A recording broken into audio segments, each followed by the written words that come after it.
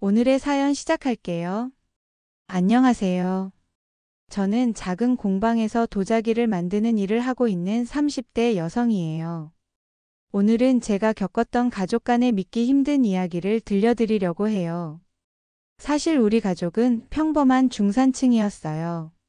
부모님과 저, 그리고 2살 터울의 오라버니까지 네 가족이 알콩달콩 살았죠. 그런데 모든 게 변한 건 아버지가 은퇴하시면서부터였어요.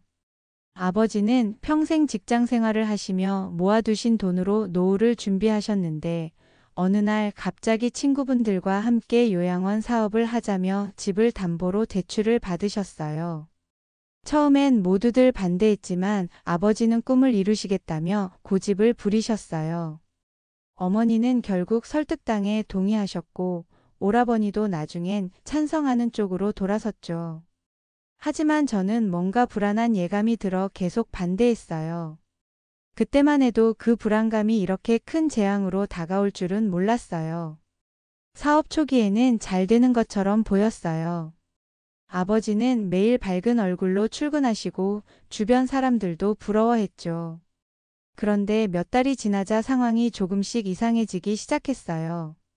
아버지가 점점 피곤한 기색을 보이시더니 집에서는 거의 말도 없이 방에만 계시는 날이 많아졌어요. 그리고 어느 날 집에 찾아온 한 아주머니를 통해 충격적인 사실을 알게 됐어요. 알고 보니 아버지가 요양원 사업이라고 하신 건 사실 전혀 다른 일이었어요. 그 요양원이라는 곳은 실체가 없는 유령회사였고 아버지의 돈은 이미 다 사라진 상태였죠. 더 충격적이었던 건 그 자금 대부분이 우리 집 담보대출에서 나온 거라는 사실이었어요. 어머니는 그 사실을 알고 큰 충격을 받으셨어요.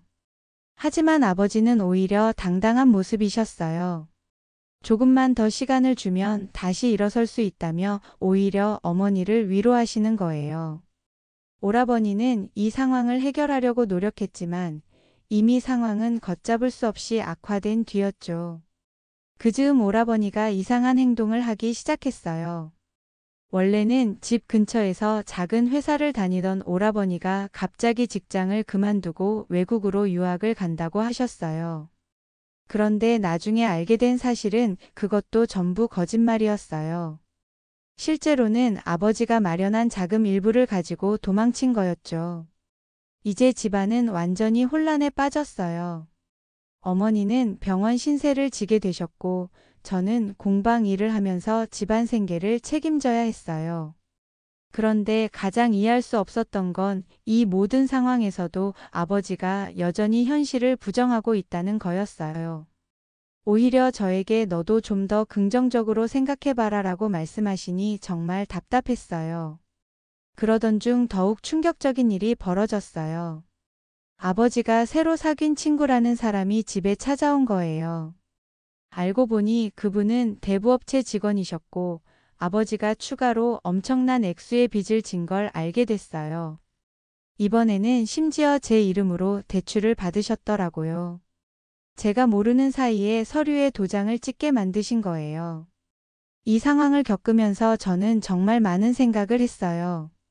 어떻게 한 가정의 가장이 이렇게 무책임할 수 있을까? 어떻게 평생 모아둔 돈을 이렇게 쉽게 날릴 수 있을까? 하지만 무엇보다도 화가 난 건 이런 상황에서도 가족들을 위해 책임지는 모습을 보여주지 않는 아버지의 태도였어요. 결국 집은 경매로 넘어가게 됐어요. 우리는 모두 각자의 방식으로 살아남아야 했죠.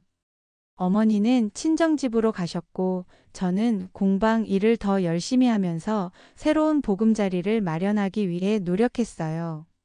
그런데 가장 안타까웠던 건 이런 상황에서도 아버지는 여전히 다시 시작하면 된다며 현실을 외면하고 계셨다는 거예요. 그러던 어느 날 정말 예상치 못한 일이 또 벌어졌어요. 오라버니가 갑자기 연락이 왔는데 알고 보니 아버지가 또 다른 사람들을 속이고 돈을 모집하고 있었다는 거예요. 이번에는 심지어 친척들까지 피해자가 됐더라고요. 오라버니는 이 사실을 알게 되고 바로 귀국했는데 그때의 상황이 아직도 생생해요. 우리는 모두 모여 아버지를 추궁했어요. 그런데 아버지는 오히려 우리가 너무 예민하게 군다고 하시며 오히려 화를 내셨어요. 이 정도의 위기는 누구나 겪는 거야 라며 오히려 우리를 탓하시는 거예요. 이 상황에서 느낀 배신감과 분노는 정말 말로 표현할 수 없었어요. 결국 우리는 가족회의를 열었어요. 그리고 더 이상 아버지의 이런 행동을 방관할 수 없다는 결론에 도달했죠. 어머니는 이혼을 결심하셨고 저는 법적 조치를 취하기로 했어요.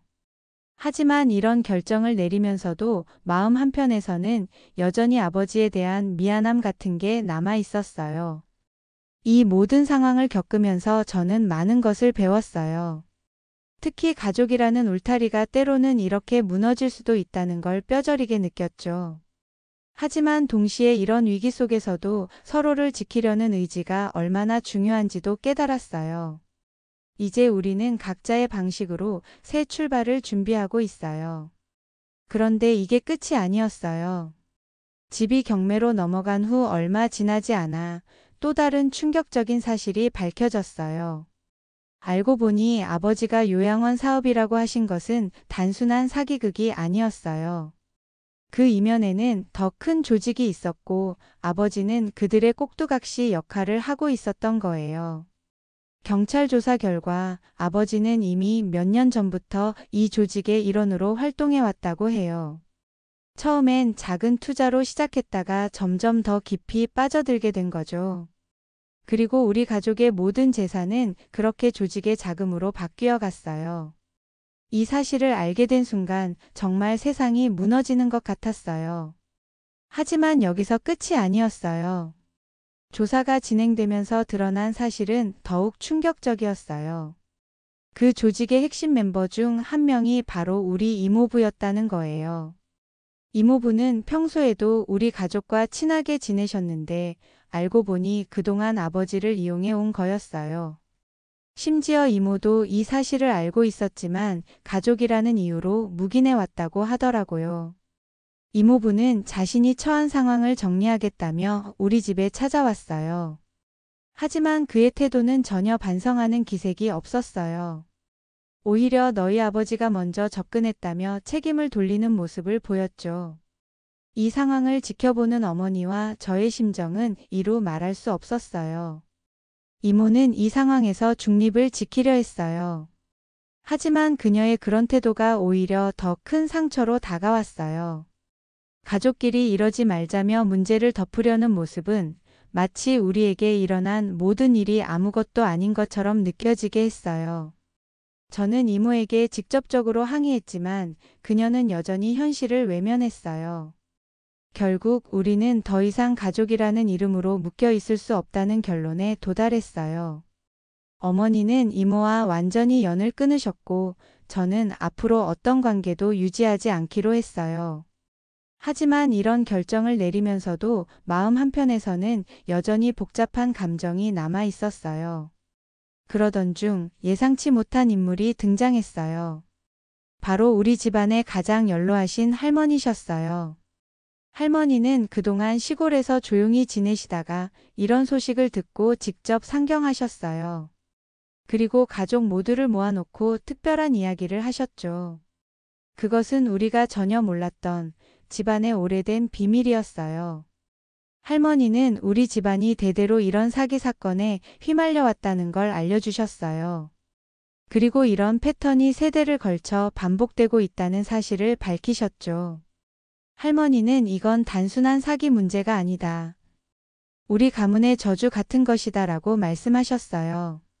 처음엔 그저 할머니의 혼잣말인 줄 알았지만 자세히 들어보니 설득력 있는 이야기들이었어요. 특히 할머니는 아버지가 이런 일을 벌인 것도 우연이 아니라고 하셨어요.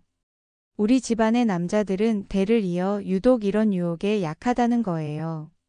그리고 그 뒤에는 항상 누군가가 조종하고 있었다고 하셨죠.